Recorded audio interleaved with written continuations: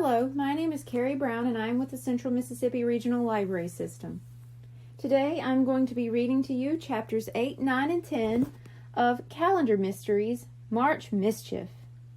Written by Ron Roy, illustrated by John Stephen Gurney, and published by Random House, New York. Chapter 8. Where is Pal? The kids left the police station. No one knew what to say. Ben and Ralphie wanted their brother back. Bradley, Brian, Lucy, and Nate wanted their leprechaun back. At the fitness center window, they watched two women dressing a leprechaun statue in gym clothes. "We'd better get home," Ralphie said. "Don't worry, we'll figure something out," Bradley said. "See you guys," Ben muttered. He and Ralphie trudged toward Robin Road. Bradley, Brian, Lucy, and Nate went to the twins' house. Bradley found a note from his mother. "Gone shopping. Josh is in charge. Pal seems lonely. Play with him. Lunch is in the fridge. Mom." "Where is Pal?" Lucy asked. Bradley whistled. Pal didn't come. Brian clapped his hands. Pal still didn't come. "Geez, don't tell me somebody stole him too," Brian said. "Let's go look," Nate said.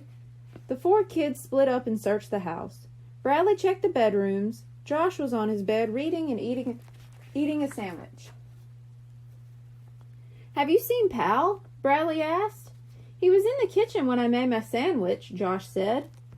"He's not there now," Bradley said. Next he went to the bedroom he shared with Brian. Pal's tail was sticking out from under Brian's bed. "There you are," Bradley muttered. He flopped down on the floor next to the bed. "Hi, Pal. Come on out." Pal didn't move. "I'll give you a cookie," Bradley said. Pal wasn't interested. "Are you mad at me?" Bradley asked. Pal didn't make a sound. Bradley peeked under the bed. Pal's big brown eyes looked back at him. "What have you got there?" Bradley asked. Pal was lying on something brown and fuzzy. Bradley pulled out the two sleeves he'd cut off his old sweater. "You miss your sweater?" Bradley asked. "Is that why you're mad? I had to use the sweater for the leprechaun." Just then the other kids walked in. "I found him," Bradley said. He showed them the two sweater sleeves. "Pal's mad because we took his old sweater." Brian, Lucy, and Nate got down on the floor. They all looked under the bed. Pal looked back at them. "I have an idea," Lucy said. "He'll come out when he gets hungry," Brian said. "No, I mean about finding the leprechaun," Lucy said. "Maybe Pal can find it for us." The other three just looked at her. "He loves that old sweater, right?" Lucy said. Bradley nodded. "And we put the sweater on the leprechaun, right?" Lucy said. "Yup," Bradley said. "Well, Pal is a hound dog. Detectives use hound dogs to find missing people. So maybe Pal's nose can lead us to the sweater. And then we'll have the leprechaun." "Great idea, Lucy," Bradley said. "And if we find our leprechaun, the other two will probably be with it." Bradley put his face under the bed again. "Pal, want to go for a walk?" Pal wiggled out from under the bed. "Woof," he said.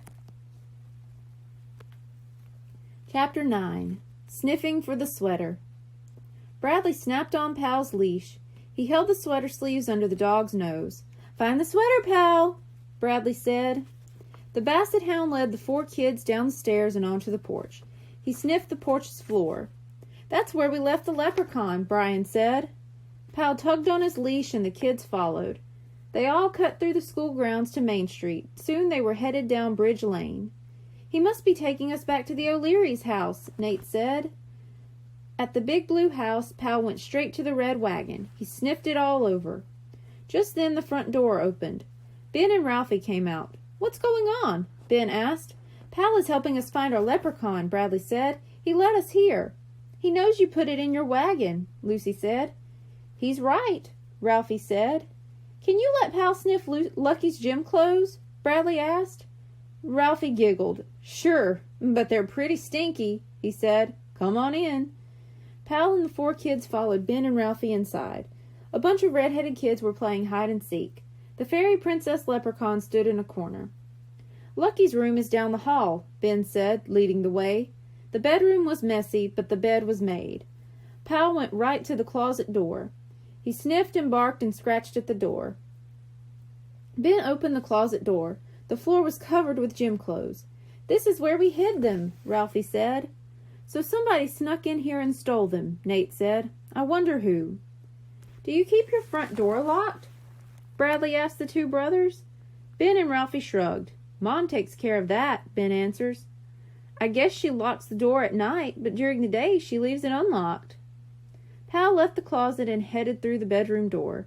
His leash trailed behind him. The 6 kids followed. Outside, Pal bolted for an old car sitting in the driveway. He put his paws on the car door and started barking.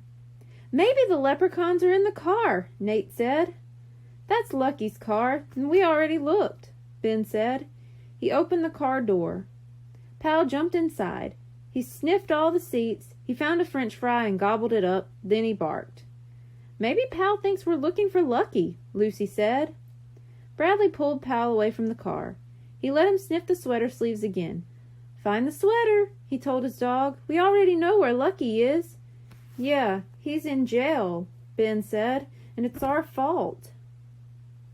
Pal sat on the driveway. He looked at the kids. He looked at the car. Then he went to sleep. Chapter 10. Pal's Nose Knows. Bradley checked his watch. "Let's go home and eat," he said. "Then we can decide what to do next." The kids woke up Pal. They all hiked back along Bridge Lane. When they got home, there was no car in the driveway. "Mom's still not home," Brian said. "She left sandwiches," Bradley said. Inside, the kids lined up at the sink and washed their hands. Pal crawled under the table to wait for crumbs. Bradley pulled a plate of sandwiches from the fridge. Brian got out milk and glasses for everyone. "We have tuna, peanut butter and jelly, and egg salad," Bradley said. "Tuna!" Brian yelled. "Egg salad!" Lucy said. Bradley and Nate both had PB&J. Bradley thought about Lucky and Officer Fallon. He still wondered who had told Officer Fallon that Lucky was the thief. "We have to talk to Lucky," Bradley said. "Why?" his brother asked. "He might know who told Officer Fallon to arrest him," Bradley answered. "But Lucky's in jail," Brian said. "So we can ask Officer Fallon to let him see us," Nate said. "They let prisoners have visitors." "How do you know?" Lucy asked. Nate grinned. He had a milk mustache. "I saw it on TV," he said. 10 minutes later, the kids walked up the steps of the police station. Pal pulled on his leash. The police station was warm and quiet. A radiator hissed. A clock ticked. "It's creepy in here," Nate whispered. "Just be glad you're not Lucky," Lucy said. "He's in a jail cell."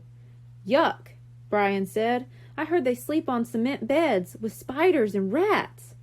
"And all they feed you is bread and water," Nate said.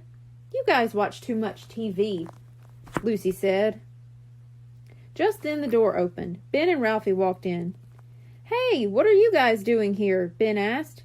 "We came to see your brother," Bradley said. "We did too," Ralphie said. "We brought him some cookies." He held up a lumpy bag. Ben looked around. "Where's his cell?" he asked. "I think it's downstairs," Brian said. "There's Officer Fallon's office," Bradley said. "Come on." A small sign hung from the Officer Fallon's doorknob. It said, "Gone to lunch." "It's almost 1 o'clock," Bradley said. "He should be back soon. Let's wait." The 6 kids sat on a long bench under the clock. Ralphie held the lumpy bag on his lap. Bradley could smell the cookies. He wondered what kind they were. Pal was sniffing the floor. Suddenly he raced to a closed door. He began whimpering. Bradley followed Pal. "What's the matter, boy?" he asked. Pal's tail was going crazy. He let out a low howl, put his front paws on the door. Bradley opened the door. The room was dark. He found a wall switch, and the light came on. Bradley saw mops and pails and other cleaning supplies. Against the back wall stood a huge old desk. It was partly covered with a sheet. A dusty computer sat on the desk. Spider webs made it look creepy. In a corner stood a tall trash barrel. Then Bradley saw something else. "Guys," he whispered, "guess what Pal found?" The 5 other kids hurried over to Bradley and Pal. "Look," Bradley said. He pointed inside the room. On a table stood 3 leprechauns. One had floppy ears and a doggy nose and wore part of an old sweater. Pal leaped into the room and licked his sweater. Thank you. Be sure to tune in next week for chapters 11, 12, and 13. Goodbye.